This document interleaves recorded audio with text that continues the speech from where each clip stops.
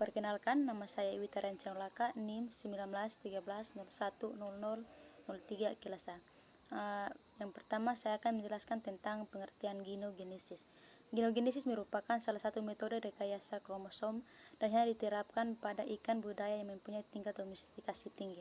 Yang kedua yaitu androgenesis, merupakan salah satu metode manipulasi kromosom yang proses kegiatannya sama persis dengan genogenesis. Yang ketiga itu poliploidisasi, merupakan salah satu metode manipulasi kromosom di mana pada organisme yang normal mempunyai kromosom yang selalu berpasangan pada sel tubuhnya yang disebut diploid 2N, tetapi dengan perlakuan tertentu akan dihasilkan kromosomnya lebih dari 2 set atau 3N dan 4N. Yang berikut proses genogenesis. Pada awalnya genogenesis terjadi secara alami, namun sekarang dapat dilakukan secara buatan pada beberapa jenis ikan, misalnya ikan mas. Genogenesis buatan dapat dilakukan dengan 2 tahap, yaitu pertama, menonaktifkan bahan genetik dari gamet jantan, atau dapat dilakukan dengan cara radiasi menggunakan sinar UV, sinar X, sinar gamma, dan bahan kimia.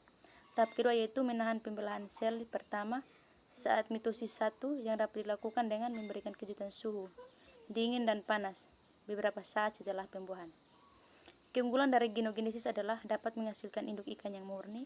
Keunggulan induk ikan yang murni, apabila ikan betina sudah dikawinkan dengan jantan yang belum murni, maka akan menghasilkan anak keturunan ketiga yang jenisnya sama dengan induk betina. Yang kedua itu proses androgenesis. Androgenesis merupakan salah satu teknik reproduksi yang menghasilkan individu-individu yang seluruh kromosomnya berasal dari induk jantan. Androgenesis yang digunakan untuk produksi jantan super atau YY melalui 2 langkah itu eliminasi atau inaktivasi genom telur atau oosit dan diploidisasi oleh penekanan pembelahan mitosis pertama. Pemberian kejut panas atau dingin atau tekanan untuk mempertahankan diploidisasi embrio pada tahap awal perkembangannya dilakukan dengan cara menghambat pembelahan mitosis pertama. Radiasi adalah proses penyinaran dengan menggunakan bahan mutagen. Radiasi digunakan mengaktifkan bahan-bahan genetik pada telur dan spermatozoa. Salah satu bahan mutagen ialah sinar ultraviolet atau UV. Yang berikut proses poliploidisasi.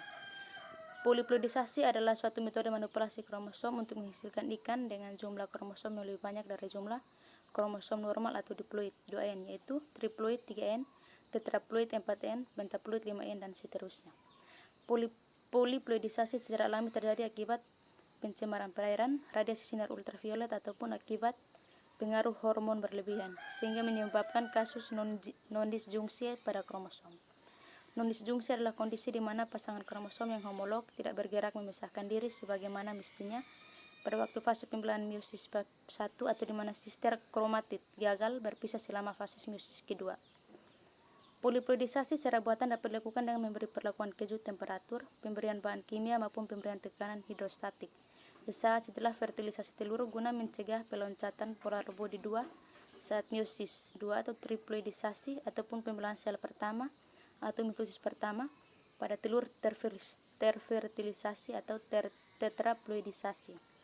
Keunggulan ploidisasi adalah dapat digunakan sebagai salah satu cara untuk memperbaiki dan meningkatkan kualitas genetik ikan guna menghasilkan benih-benih ikan yang mempunyai kemampuan pertumbuhan cepat, toleransi tinggi terhadap lingkungan, dan resistensi terhadap penyakit. Sekian dan terima kasih.